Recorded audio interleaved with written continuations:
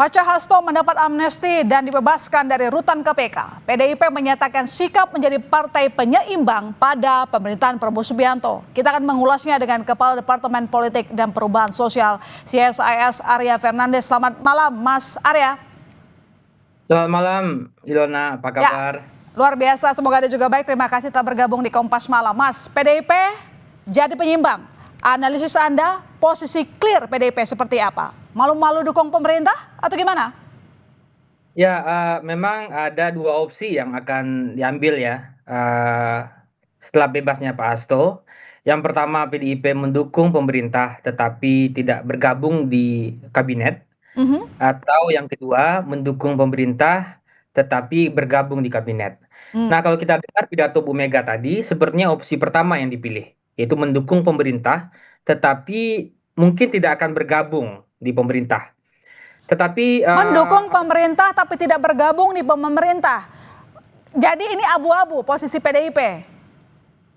ya itu harus ditempuh sama PDIP karena PDIP sekarang saya kira akan memprioritaskan penyelesaian atau konsolidasi internal setelah melalui sejumlah krisis-krisis politik ya.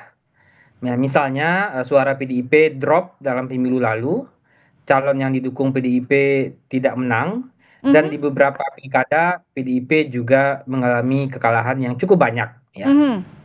Jadi Jawa Tengah bagaimana dengan misalnya. posisi di akar rumput, Mas Arya?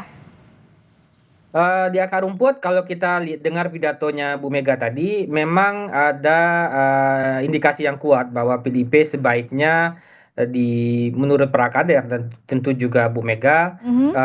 tetap mendukung pemerintah, tetapi tidak harus masuk gitu. Jadi Mhm. itu membuat posisi PDIP lebih fleksibel ya. Mhm. Bisa tetap bekerja sama dengan Pak Prabowo, Mhm. tapi pada saat yang sama juga bisa seperti tadi yang disampaikan Bu Mega sebagai penyeimbang yang kritis. Jadi karena PDIP sadar bahwa pada satu titik akan ada fase Oke. kompetisi. Mhm. Lalu dampaknya apa untuk Pak Prabowo? Pak Prabowo saya kira dan Bu Mega saya kira sejak awal, sejak pemerintahan dibentuk, memang selalu berusaha untuk bekerja sama. Ya, jadi kalau Mhm. kita lihat ada selalu pertemuan-pertemuan Pak Dasko dengan Bu Puan, dengan Bu Mega, selalu ada usaha untuk bekerja sama. Ya. Tapi mungkin PDIP punya pertimbangan lain ya.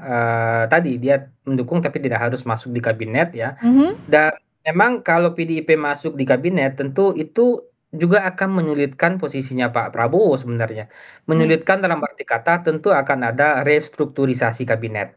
Mhm. Akan ada mungkin pengurangan alokasi menteri ke partai tertentu atau ada reshuffle kabinet yang cukup besar ya. Karena kalau PDIP masuk tentu paling tidak 3 sampai 4 kursi karena PDIP adalah partai besar ya. Jadi Dan ini itu tak lepas membuat jadi situasinya ini tak lepas dari muatan politis ya, Mas Arya? Setiap pertemuan-pertemuan politik tentu ada kesepakatan politik dan itu sesuatu yang biasa terjadi ya. Mhm. Sekarang tentu PR PDIP ke depan pasca Kongres ini adalah saya kira pertama tentu konsolidasi internal di tengah prahara-prahara dan penurunan elektoral yang terjadi. Dan yang kedua, saya kira prioritas kedua mungkin menurut saya juga adalah pelembagaan partai, penguatan akar rumput PDIP. Baru yang ketiga saya kira adalah menjaga hubungan baik dengan pemerintah ya. Oke. Lantas bagaimana nih Mas Arya, Prabowo menjaga hubungan baiknya dengan Jokowi? Apakah ini membuat Prabowo di posisi yang dilematis antara Jokowi dan juga Megawati? Dari sisi Pak Prabowo, ini tahun pertama dan kabinet-kabinet di tahun pertama di banyak negara-negara demokrasi itu biasanya menjaga stabilitas Hmm. dan pada saat yang sama tentu juga karena menjaga stabilitas menghindari adanya konflik politik ya dengan siapa saja. Semuanya ingin Jadi dirangkul oleh Presiden Prabowo Subianto. semuanya ingin dirangkul ya. Tapi Karena apakah ini tidak tentu menyinggung seorang Jokowi? ya, bahkan even dengan Pak Jokowi sendiri, Pak Prabowo pasti juga akan merangkul juga. Jadi ini semacam Pak Prabowo memastikan atau menjaga hubungan ketika hubungannya dengan Bu Mega baik ya, meningkat, tapi pada saat yang sama presiden selalu punya cara juga, setiap presiden selalu juga punya cara bagaimana meningkatkan juga hubungan dengan Pak Jokowi. Ini seperti Hmm, menjaga hmm, keseimbangan politik antara hmm. blok PDIP di satu sisi atau Bu Mega dan blok Pak Jokowi di satu sisi. Tapi ada blok-blok lainnya, ada Pak SBY misalnya, ada partai koalisi misalnya. Mhm. Ini tahun pertama, jadi saya melihat Pak Prabowo pasti memastikan stabilitas itu terjadi karena bagaimanapun Yona, Memastikan stabilitas terjaga, apakah dengan semua dirangkul, tidak ada yang tegas begitu di posisi oposisi? Karena kan Megawati mengatakan bahwa mereka sebagai partai penyeimbang. ya memang ada perubahan yang besar terjadi dalam partai-partai kita, terutama dalam 1-2 tahun terakhir ya. Hmm. Apa itu?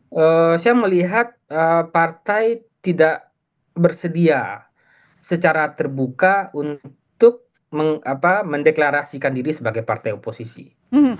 Mas Arya, kalau PDIP sebagai partai penyeimbang di tengah situasi yang sekarang, bukankah kita masih membutuhkan pemerintah itu butuh oposisi sebagai pengkritik begitu kan, sebagai meluruskan lagi sebuah kebijakan yang mungkin tidak menguntungkan semua rakyat. Siapa yang akan menjadi watchdog di pemerintahan?